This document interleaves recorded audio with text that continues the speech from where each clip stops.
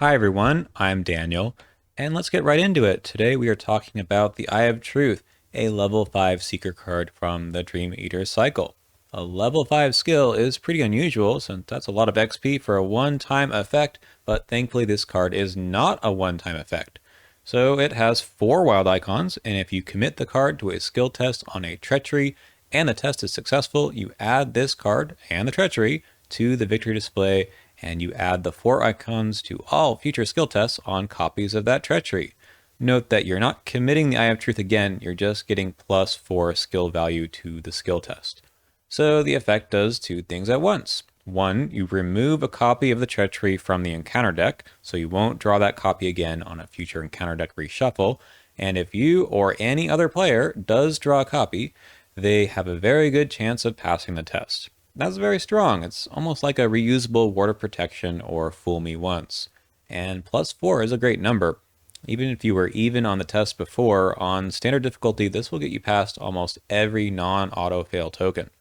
Before we move on, let's just point out the 2 traits on the card.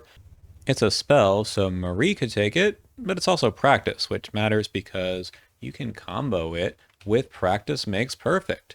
Here's the move. Play Practice Makes Perfect on a skill test that isn't a Treachery, like an Investigate or Fight.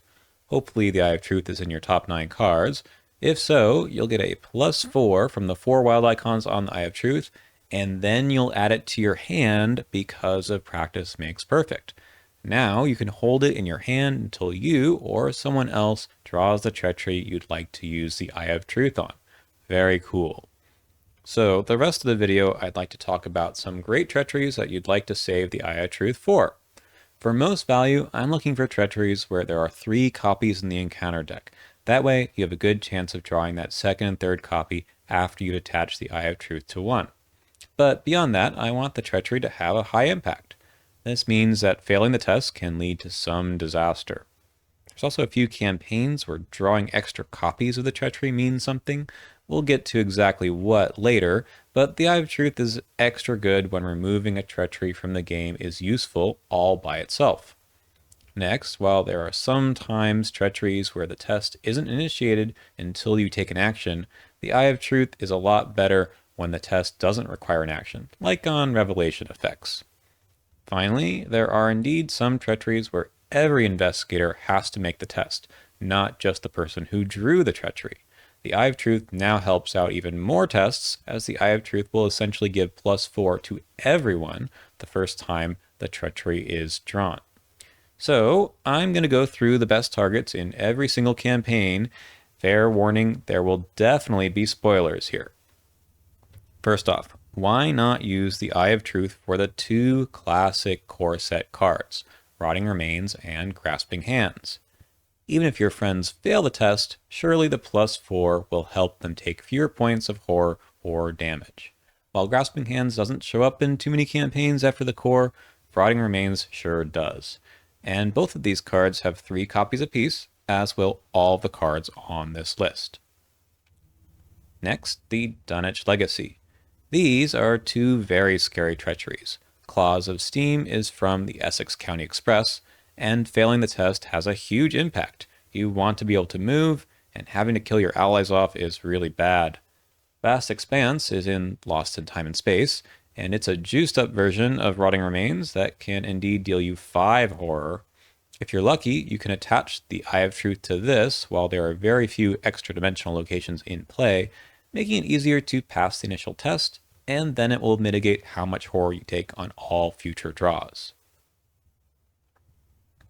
Both cards here from the Path to Carcosa are from Black Star's Rise. This is a similar situation to Vast Expanse.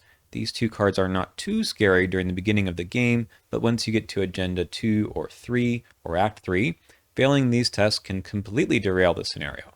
The Eye of Truth is very nice to just get rid of 1 copy. And here's a bonus one from Carcosa. After a certain point in the campaign, everyone is going to have a copy of the Lost Soul weakness, which, by the way, is a Treachery. Tests on weaknesses are very, very rare. If you pass this test with the Eye of Truth, you will remove the weakness from your deck until the end of the scenario, and each other investigator gets the plus 4 when they draw their copy. This is a super great effect if you're the kind of Seeker who draws through their deck multiple times per scenario, and which Seeker isn't.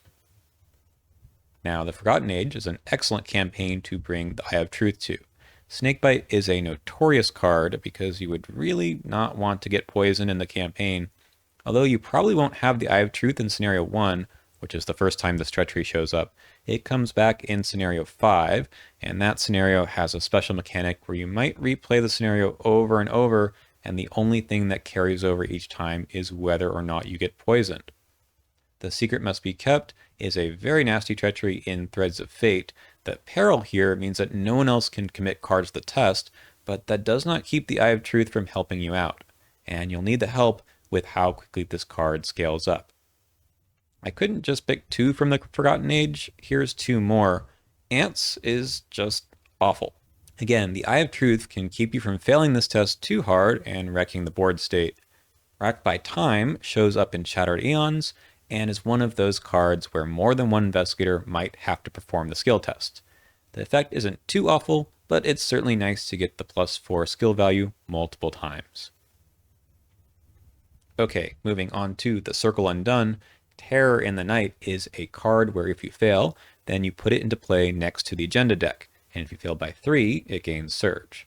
Why do you care about putting it next to the agenda deck? Well, if there are 3 of them there, then you discard them all, and everyone takes 3 horror. So if you pass the test with the Eye of Truth, 1 copy will go to the victory display instead, and there can never be 3 copies next to the agenda deck. That's some hot tech. Diabolic Voices is a very nasty treachery that has a similar weird interaction with the Eye of Truth.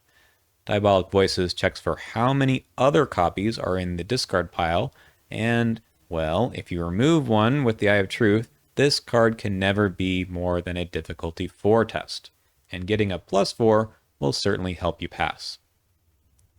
Let's move on to the Dream Eaters. There's not a lot here in this campaign that scares me, but the first scenario does have this everyone test treachery, but there are only 2 copies. Also, I'm not sure how you have 5 XP in the first scenario, so let's just skip this one. Instead, let's look at Restless Journey from Where the Gods Dwell. This is a pretty mean card. I guess it's just an Ancient Evils with a test, but you have to have a way to pass this particular test. Here's the thing, it's not one card, it's 3 different versions of it with different types of skill tests. You might say, well, how can the Eye of Truth help me here? Turns out there's been a ruling that they actually all have the same title, and the parentheses in the names just indicate subtitles. Here you go, this is part of one of the latest FAQs. Neat. For Innsmouth, I didn't find much here either. There just aren't very many treacheries with 3 copies in the encounter decks. This is a cool one though. Fulfill the Oaths in the Lair of Dagon has potentially 3 different tests on it, so you'll get the Eye of Truth bonus for each of them. Also neat. Last 2 campaigns to talk about.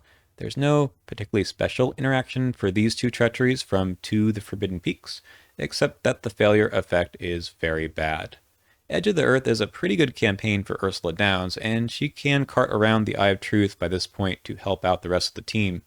There's also a few similar agility and willpower treacheries in the last 2 scenarios too. Finishing up, let's take a look at these 2 treacheries from the Scarlet Keys.